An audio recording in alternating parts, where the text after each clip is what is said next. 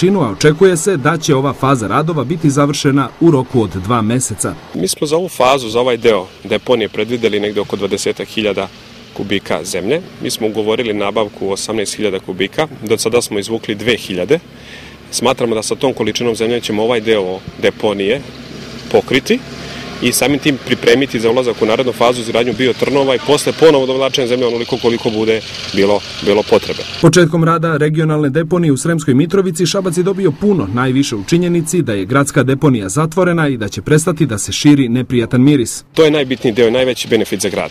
A ono što će vizualno za njih izgledati znači da više neće moći da vide ovde ono što nije prilično u ovom delu grada, a nadam se kada sve ovo uredimo i dovedemo red, ovaj deo, ova deponija sada pripašće i uklopit će se u jednu ambijentalnu celinu kako zaslužuje ovaj deo do Save. Uređenjem ovog dela grada stvaraju se uslovi za potpunu rekultivaciju Dudare. Ono što je nekada bilo ruglo i veliki ekološki problem Šapca, u budućnosti će predstavljati njegov ponos, jer je prostor deponije od nešto više od 20 hektara predviđen za veliku parkovsku površinu.